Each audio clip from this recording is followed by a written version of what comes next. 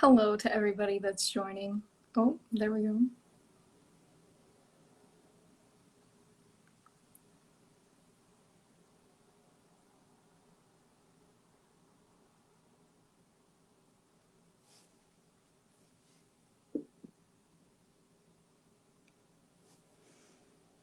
We'll be starting here in a few short minutes, but thank you for joining.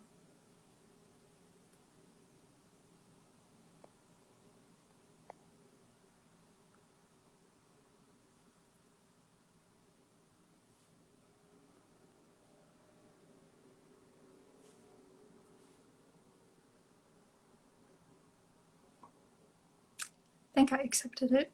I hope I did. Oh, it says you're unable to join.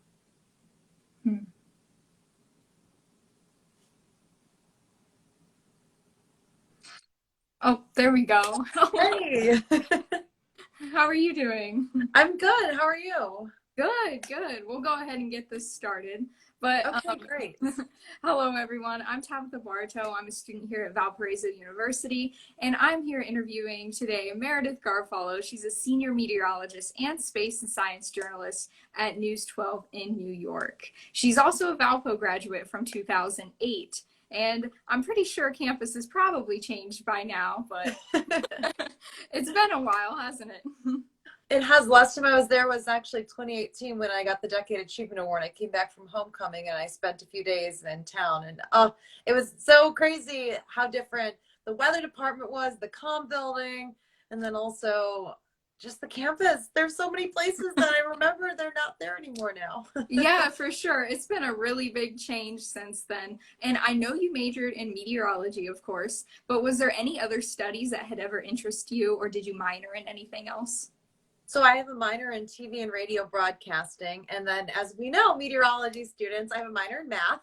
Oop, tough minor.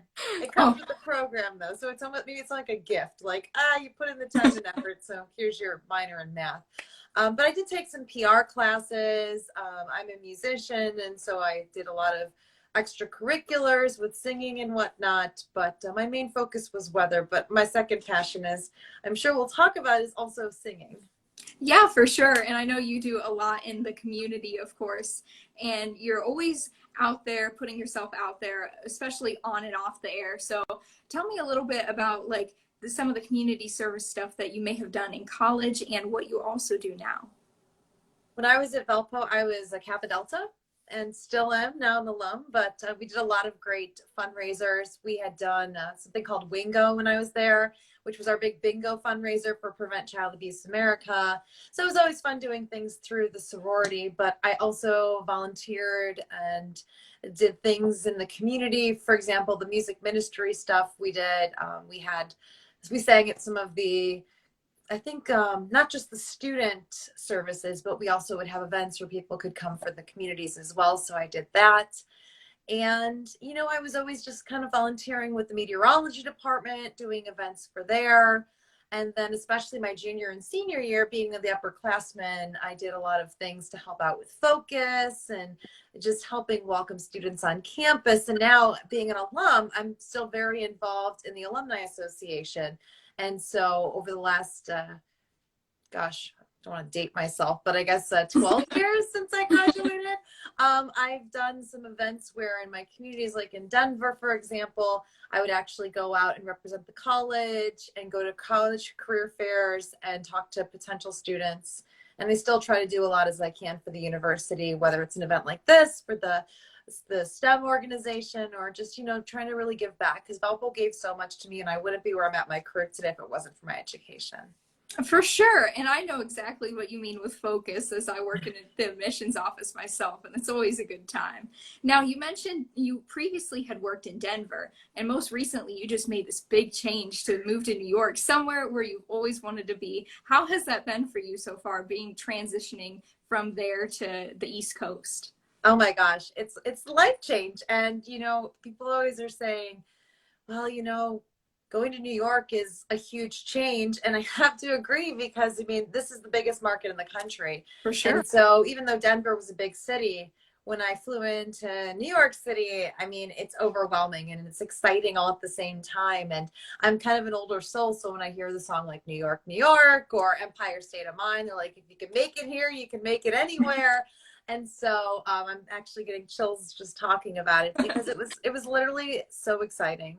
And my friend had said, you know, when you get to that one place that you've always wanted to be, you know, you kind of get teary-eyed when you're walking up to the gate at the airport. And when I actually grabbed my suitcase to fly into New York for the first time, moving out here, I was bawling. I'm standing in line at the airport. I'm bawling. I'm crying. People are like, "Are you okay?" And I'm like, "Oh my God." And I'm telling them my story. And they're just like, "Wow." They're all cheering. They're like, "You cry, girl. This is exciting for you. This is so cool." So it's been great. I mean, I've traveled all over since I graduated from my career. I mean, I've been to South Dakota, Ohio, Indiana, Florida, California, and Colorado. And for the first time in my career, I feel home. I feel like I'm home here, and I haven't been able to say that. So it's very serendipitous, and it's a very full circle kind of moment for me. But I love that I live on Long Island, so I'm close enough to the city, but I'm also, you know, close to work. So it's a great combo. And I'm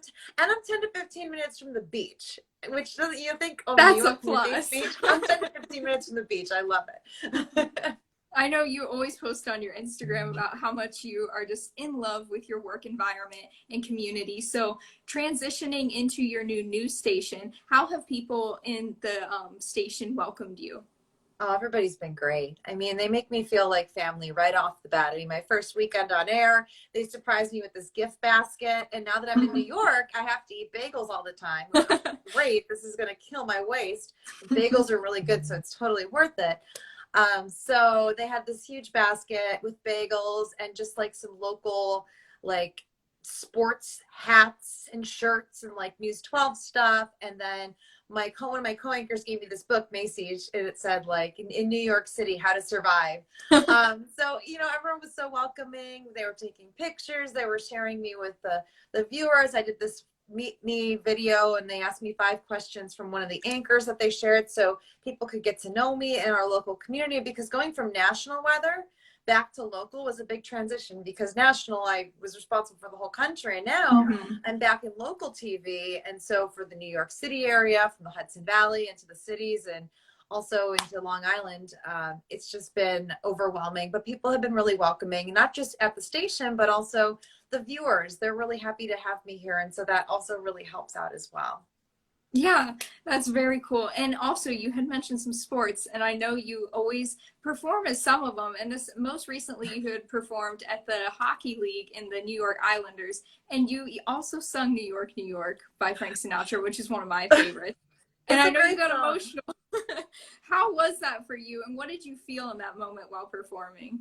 It was so emotional because that song actually played at my high school graduation, going back to like the whole serendipity of putting things out to the universe. So my high school graduation in 2004, I remember they played that song there. And the first time I was in New York, I just had goosebumps, and I believe that song was on my playlist. And so to actually be singing a song that, one, Frank Sinatra is fantastic, and two, that had such an important meaning to me. I mean, I've never been married, but it felt like people described their wedding day. Like it was over so fast. Like I got up there, I was in the moment, I was singing, I was having fun, I was having parts of the audience sing with me. It was just such a special moment. And to be able to have that here now, being in New York, it just has really motivated me even more and reminded me that I'm in the right place. Yeah, I really love that. So you have traveled from New York to Colorado. You mentioned South Dakota. So how many times have you jumped around to different stations? Because I know in broadcasting, you know, you never know where you're going to end up. Yes. Gosh, let's see. So I started in Zanesville. I did a little bit of time there, which was actually market like 204, because TV markets, you know, go from the smallest in the 200s to New York, which is number 1. So I started in Zanesville. So actually I have come full circle. I started in one of the smallest markets, and now I'm working in the biggest market in the country. So it's very special to me.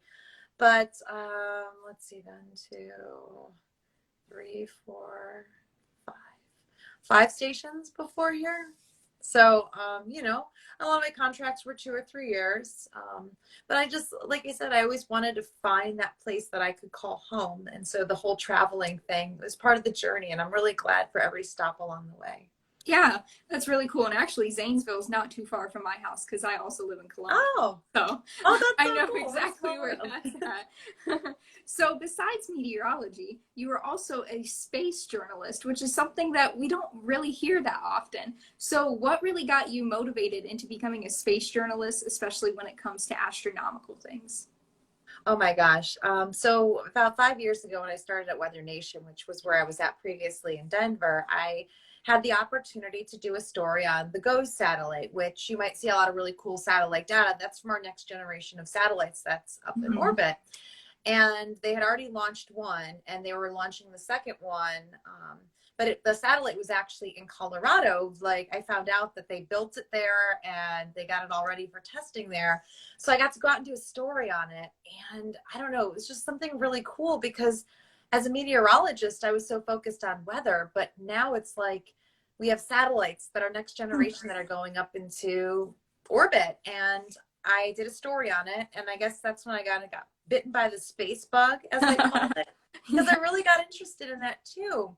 And then I started doing storytelling, in addition to doing my science storytelling, I was doing storytelling on space because you think of launches and we just think of the launch, the rocket, hooray, it's over. But there are so many stories and so many cool things about what's actually going into space and the missions and the astronauts. I mean, we talk more about the rockets than we do the missions behind it. So I started to connect and network with people through LinkedIn, and I started to get more story ideas. And the more people I was talking to, the more excited I got about it, and the more opportunities I had to do storytelling since I'm a journalist in addition to being a meteorologist. And I just really found this passion.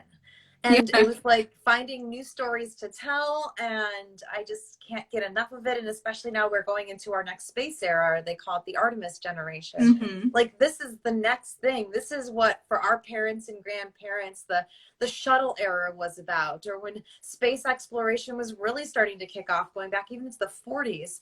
And like this is the next chapter, and to be involved and to start something as kind of a new thing. I mean, so many meteorologists for a while were focusing on climate change. Well, nobody's really jumped in as a meteorologist into space storytelling or really getting in to become a storyteller. And so I'm kind of on the forefront of that. And I'm really getting some received feedback from people in the space community that appreciate having someone who's a scientist who gets things like a scientist does, or an engineer, more of the STEM and STEAM fields. Mm-hmm. But being that and being a storyteller is taking it to a completely different level, because I get the whole nitty gritty and the nerdiness and all that, but I'm good at storytelling, so I can make it easy for people at home to understand. And so I'm really starting this push forward, this mission forward. And my goal is to be the first female meteorologist in space, because there have been men in space, but there has not been a woman meteorologist that's been up in space yet. So that's on my to-do list. Well, I really hope you're the first. That way I can say, I know her. Yeah. So I also know that with all these connections that you make throughout LinkedIn and all the opportunities that you had, you're also a moderator for a lot of different events that occur, especially like conferences and other things. So can you tell us a little bit about those and any of them that may be coming up shortly? Absolutely. So through this whole journey into the space world, my storytelling got around, I guess, and people really enjoyed how excited I was, my passion, my storytelling. So they have been asking me to moderate panels at some of the biggest space conferences in the country.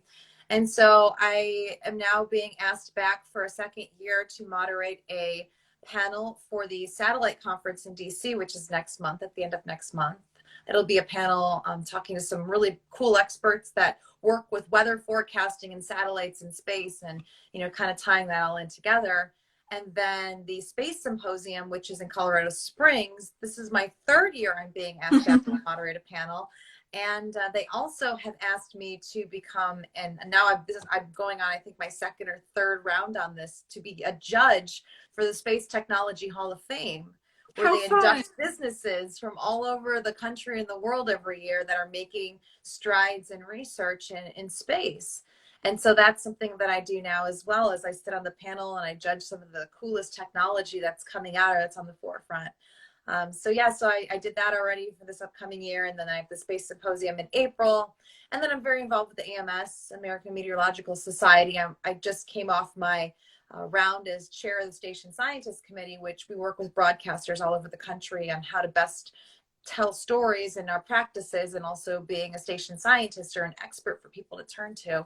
But I'm staying on the committee as a volunteer member now because we're doing great things. And it's just so exciting to see the kind of stories we're able to tell as journalists and as meteorologists, and get people excited about science and math and weather all in one.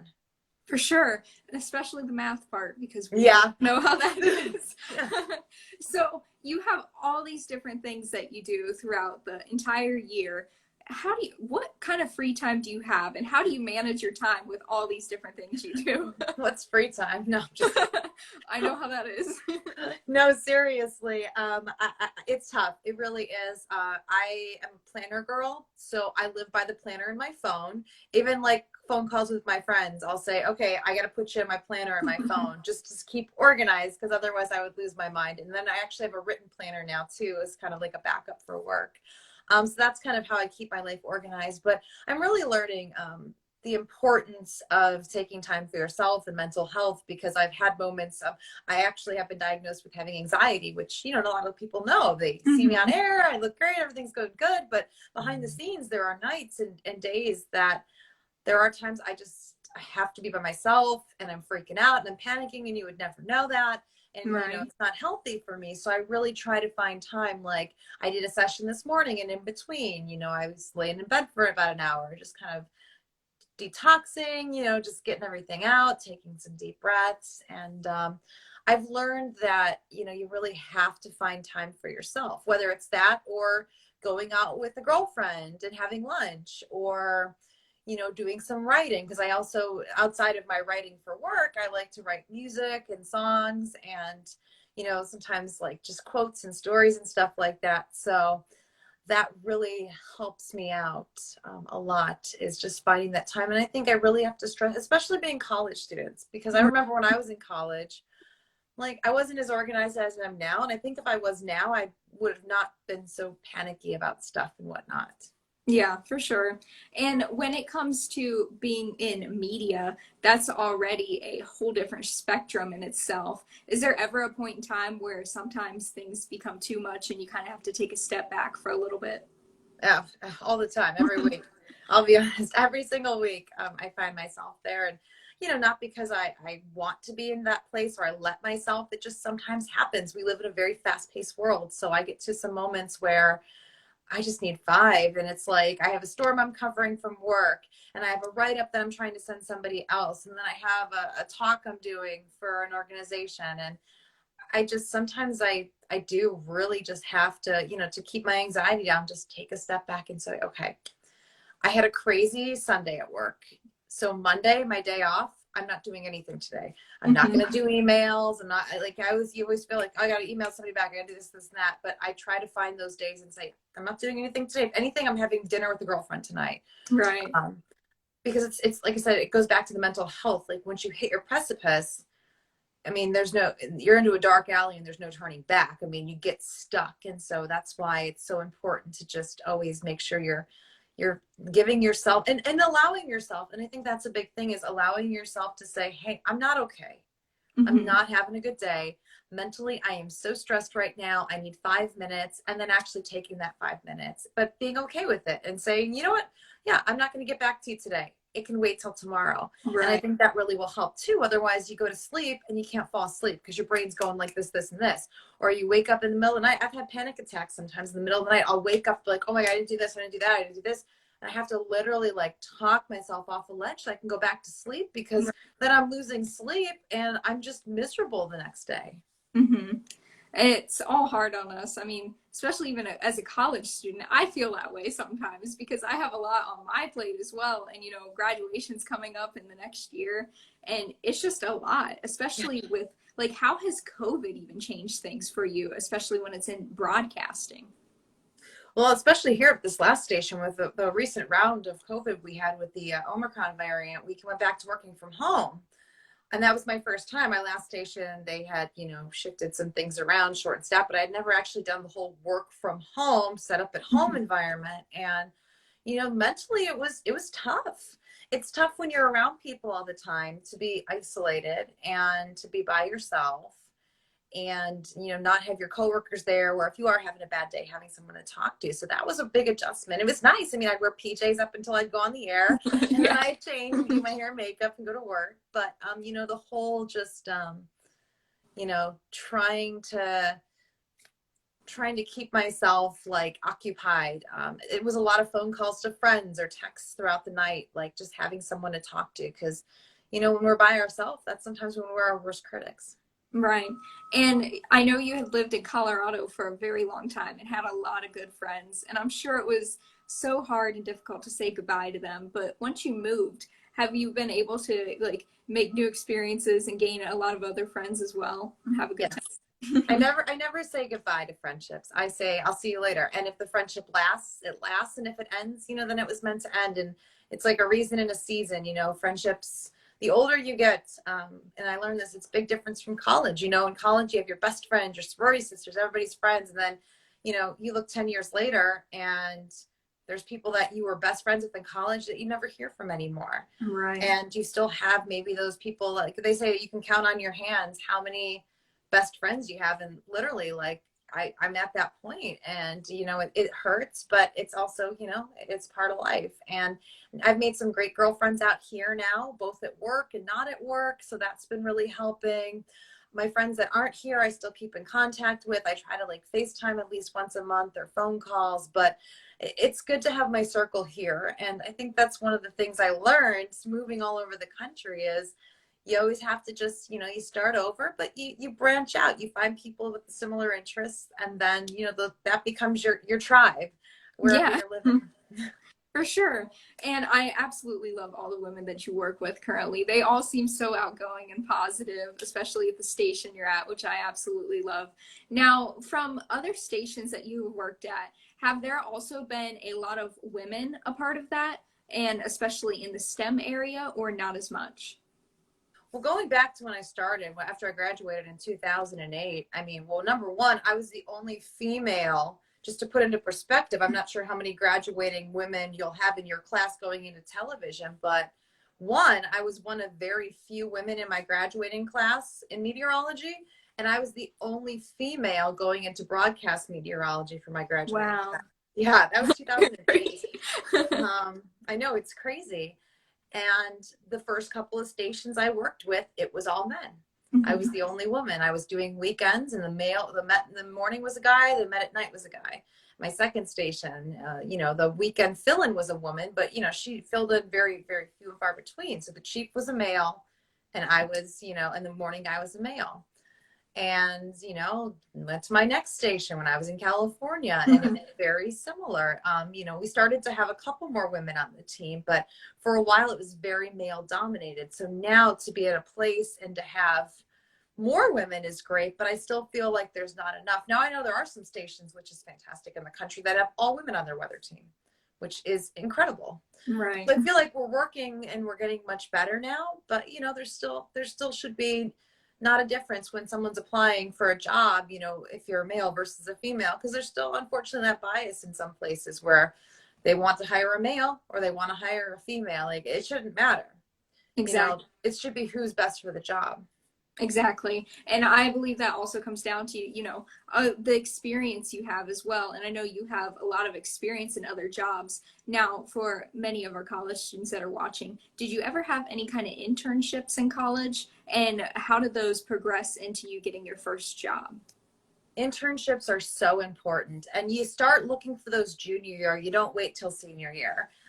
So I started networking with some of the upperclassmen that were broadcasting, and when they had internships their senior year and I was a junior, I was like, can you put in a good word for me? I'm very interested. So I did my internship with the legendary Tom Skilling, which was incredible. It was so cool to get that internship, and I did that in the first half of my senior year. And then I also did a radio I did radio for WJOB. Okay. AM in town. So I'd call in and I would do the weather, I think once or twice a week, or I can't remember how many times I would do that for WJOB. But that was very cool. And, you know, I was doing WVUR as well, you know, doing my own music, but I also started to do some weather stuff for there. So my senior year, I had a radio and a television internship. And I really think it helped because then when I graduated, I already had not one, but two internships there doing different things. So that was really helpful. And even now, like when people look at my resume and they're like, you started off with Tom Skilling, like you don't realize how much of a power internships can have, especially if it's an area you want to work at, or if it's, you know, somebody that's going to put in a good word for you, because the weather producer there, Bill Schneider, is actually still one of my best friends. And, you know, he's on my reference list for my internship like 12 years ago. And he's still a reference for me because of what that internship meant to me. Yeah, and that's really cool. Now, I know there's a lot of conferences, like meteorology ones, especially as AMS and everything. Do you recommend that students go to those, and what do you think they'll get out of if they attend? Absolutely. Absolutely. Go to as many as you can. I mean, there's so many discounted fees, and sometimes, you know, you might be able to get a sponsorship and whatnot, but they're great because it gets you out into the community networking with the people you look up to. And you can talk to people in your field that are established, that are veterans, and get their advice. When I went to my first conference, I can't remember if I think I was a freshman or a sophomore, and I went to an NWA conference in Iowa. My college roommate was a meteorology major. The two of us got in the car and we drove to Iowa, which was a fun adventure. But I remember I met my mentor there, Richard Puzo, who was also a Valpo graduate. And unfortunately, he lost his battle with brain cancer 5 or 6 years ago. But I met him at that conference. And until he died, he was my mentor. He was there for me all the time. He helped me so much in my career. And now, especially at these events, they have specific student conferences or things where you can network with other students. And then you've got these people you look up to that'll talk to you and help you out. Because, I mean, I'll be honest, if I met somebody at a conference and he or she was really interested in weather, I'd give them my email and say, hey, yeah, I'm happy to help you. I'll look at your reels. I'll look at your tapes, because that already gives you one up on people that are just sitting back and expecting things to be handed to them when they graduate. Yeah, for sure. And of course, I know one of the many questions that we all get asked, especially if you're a meteorology major, was how did you actually get interested in weather? So I've been wanting to be a meteorologist since I was 3. I was a little tyke. My mom survived one of the biggest tornado outbreaks in history, the super outbreak in 1974. It wiped out the town of Xenia, Ohio. And my mom told me this story when I was 3. And I don't know if that was like my calling, like I was meant to be. But ever since then, I wanted to become a meteorologist. I wanted to save lives. And I was always kind of a performer. So that's why the broadcasting field was something for me. And I remember, like, we have Facebook Lives now. We had these Fisher Price tape recorders when I was a kid, little cassette tapes and like a recorder, almost like a talk boy, but they were, you know, the old school ones. And I started making forecasts on them when I was a kid. And it's kind of funny to go back. My mom saved it and I was able to listen, and I laugh hysterically. I'm like, I was making my first forecast as a toddler. That's so funny. Now, like when you're talking about how your mom mentioned the Xenia tornado, was there ever any weather outbreak that even affected you that you can remember as well? Like some weather event that actually stood out to you in your memory? I mean, there were certainly a lot of lake effect snow events that I went through when I was growing up in Cleveland. We didn't have a lot of severe weather events when I was there. But like as an adult, most recently, actually, I went through my first nor'easter and we got up to 2 feet of snow across Long Island. And I had been through snowstorms before, but that thing was a beast. Yeah. And I had to work the weekend, and they had to actually put us up in hotels close to the station because the weather was going to be so bad. But that was pretty wild to see it happen and be on the air and, you know, actually live through that. And then the other one was actually here as well. In November, we had a tornado outbreak, which you don't think of tornado outbreaks on Long Island. We had 6 tornadoes in 2 hours on Long Island, like a population of like, I think 2 million people across the island. So I would have tornado warnings from 3 o'clock to 5 o'clock for like 500,000 to 600,000 people at a time. Right. And it was nonstop. And I was on the air live that whole time. Mm-hmm. And my phone was even going off, tornado warning, because our county Yeah. was under a tornado warning. And that was really intense to actually be covering something that was locally happening versus when I worked national and I covered all these events, but they were states or miles away. Right. So how, like, especially during a tornado warning, in the rare occurrence that it happens in New York, how do you keep your cool during that? And how do you, like, kind of communicate with the audience that's watching about how severe these storms are? Well, initially it's scary because the minute that something like that happens, it's going to be a very long afternoon. And that morning I had a really bad feeling. Like, the more forecasting you do, you can kind of feel and understand the atmosphere. And I walked out, I went on a walk that morning. I was on the phone with my best friends. I said, you know what, this is gonna be a bad day. Like, it's gonna be a bad weather day. I'm like, I bet we're gonna have some tornado warnings. And like, go figure, I like jinxed myself. But you really have to kind of like switch into like fight or flight mode. Like, that people's lives are at stake. Yeah. I mean, you've got tornadoes that are touching down in places where you have hundreds of thousands of people that live that never, go through tornado warnings, or they haven't went through a lot in their life. So you have to become it's like almost a doctor walking into a surgery room knowing he's got to, repair somebody's head from brain cancer. I mean, everyone's eyes are on you. You are the one that people trust, and you're the one that they're going to turn to.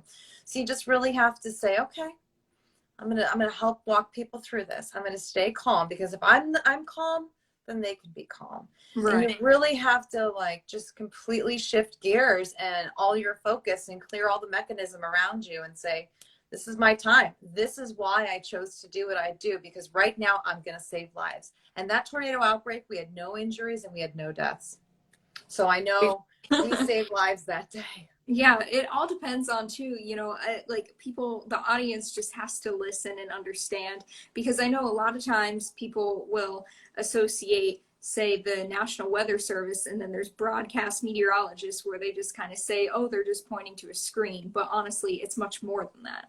It is. We're working tandem with the National Weather Service. They're the ones that officially put out the warnings.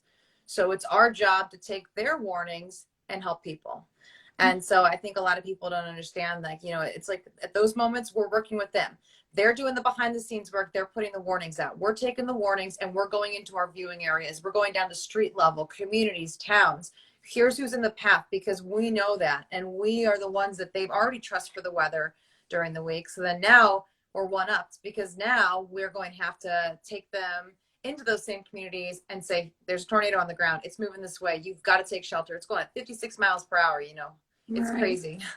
Do you ever feel like, especially during those severe weather incidents, that sometimes even being a woman in STEM, that maybe somebody doesn't listen to you because you're not necessarily a guy meteorologist?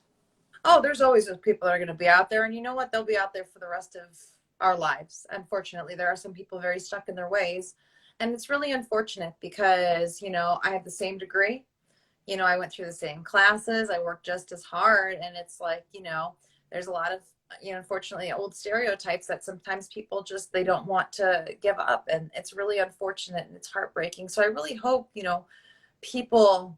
people look at us and say, hey, yeah, she's a woman, but she's got a degree. She's a scientist. She knows what she's doing. She's saving lives just like the male counterpart that's working with her, For sure.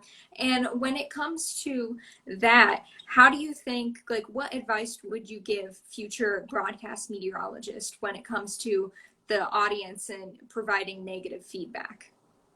That's one of the hardest things I'm going to say about our job is the people that say things that you would never even say to somebody. Like, you might turn on the TV and be like, oh, I don't like her dress. Like, I might say that to like, a friend of mine.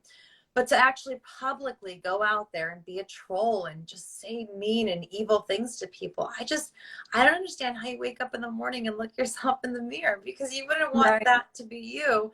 It's like, go back to like Bambi, like Thumper's mom said, if you can't say something nice, don't say something at all. And it's still true. And I just can't get over sometimes how many people are out there like that. But here's the thing, they're always going to be out there. There's always going to be somebody that is jealous of you, that hates you for their own personal reasons, and it has nothing to do with you. So I think students, and especially as you're getting into the beginning of your career, you have to remember you're going to make mistakes. You're going to screw up. You're going to have times where, you're just learning how to put makeup on or what clothes to wear, and somebody's not going to like your dress. But you know what? That's a reflection of them and not you. Mm-hmm. I mean, if you feel happy with what you're doing, that's all that matters. And you know what? Sometimes the feedback is actually good. Right. Like there's this one dress that I wore and I thought it looked okay. And at first people were like, it's not the most flattering dress. And then I actually asked my best friends and they're like, so, I mean, these people didn't have to come out and say, oh my God, you look horrible, and take her off the air. But at the same time, sometimes the feedback will be helpful. And if you feel like it's helpful, then that's great. But majority of the time, it's just going to be people that are jealous and that are haters. And you just have to brush it off. And I know it's hard, especially starting off in your career. Because when I was starting off in my career, I would get some horrible emails and messages. And then, now social media is a big problem. But I've learned that you just have to be confident in yourself and know if you're choosing to go into a TV career, this is going to be a problem. It's not going to change. No matter how many times you go out and say, oh my gosh, this person's mean, that's not going to change. And that's why I like to really, especially when I talk to students too, say, don't be the bully to a bully. If somebody tweets something at you or somebody puts something on Facebook and a comment about you, don't reshare it. Because then you putting them in front of the wolves of your followers, that's the same thing they just did to you. Right. So you don't need to make a point. And especially in this day and age, I think everybody feels like they can have something to say, but you really should be choosy about if you do something like that, because there's a professional way to handle it. You can write back and say, appreciate your feedback. Have a great day. Something simple to shut them up. Yeah. You could just ignore them. I've ignored so many people or blocked them just because I'm like, I just don't have time. You don't want to give into it. And don't get me wrong. I still could have 50 people love my dress and 2 women be like, oh, she's awful. And that's what's in my head. But I think the earlier you realize in your career path that that's their opinion, great, good for them, but I'm going to keep doing me. And you gain your confidence in yourself and you don't let other people dictate how you feel. The more and more you'll be able to just brush it off and move on and be a positive example. Right. I think one of the biggest things that a lot of us have to learn is especially like not to take every single word to heart, because it can affect us and just make us miserable. Exactly. You have to be your best self. And as long as you love yourself, as long as you love who you are, these people don't matter. And 99% of the time, they don't even know you. Yeah. So they don't get the right to judge. They can't judge you. And, that's why I said you got to just practice shaking it off and say, okay, that's a blow. Don't like that, but that's not me. The person they're describing, that's not me. So I'm just going to ignore it. I'm going to write back and kill them with kindness. Exactly. Especially in a day and age now where there's so much evil and hate out there. Just kill them with kindness. You don't have to make an example of them. You don't have to, shout out and say, here, make fun of this person because they were making fun of me. Don't do. Be the bigger person.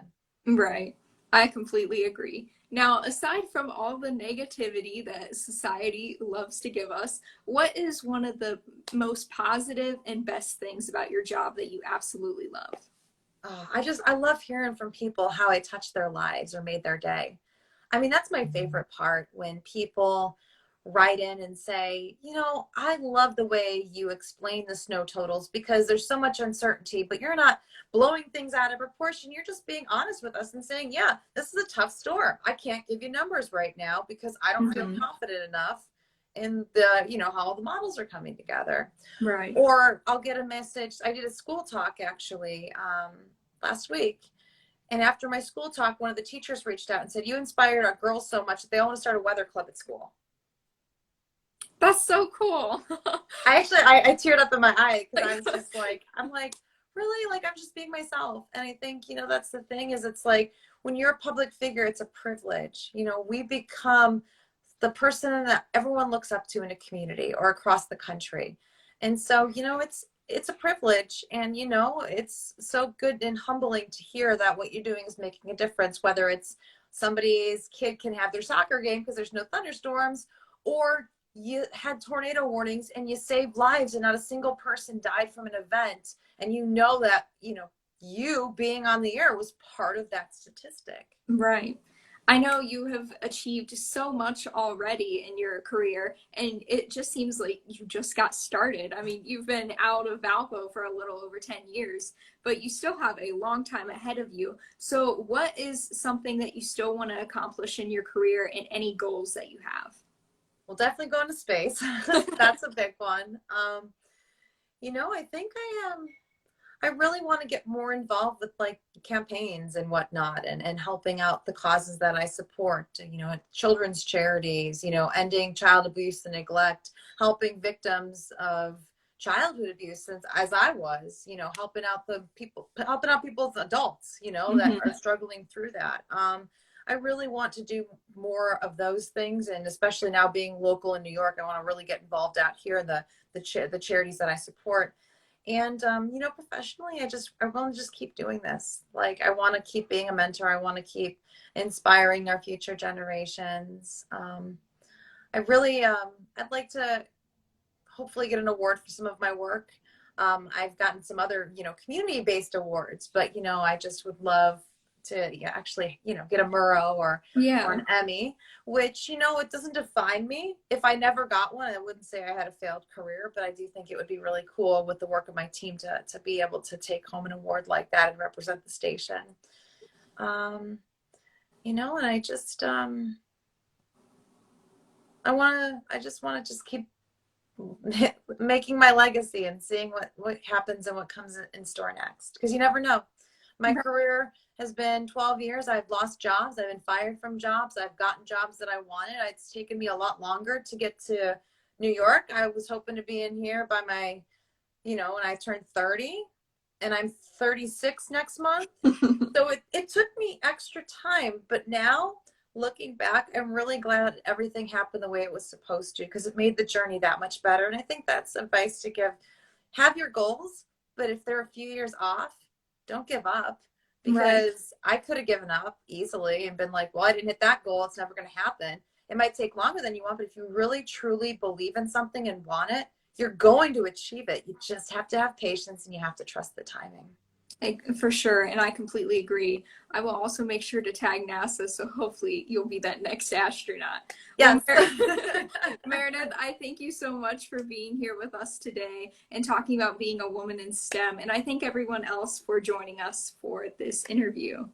Yes, thank you. It was fun, and you know, anyone that's watching or any students that are watching or in the group, please, if you have any questions after this, reach out. I would love to be there. And you know, I know there's a lot of women at Valpo that might be looking for a mentor, especially in the broadcasting field. So don't hesitate to call me. I'd be happy to give you advice and help out if I can. For sure. And if you want, I will even put your information below after this video. Perfect. That's a great idea. All right. Sounds good. Well, thank you, everybody, and I'll see you later. Bye. Everyone have a good day.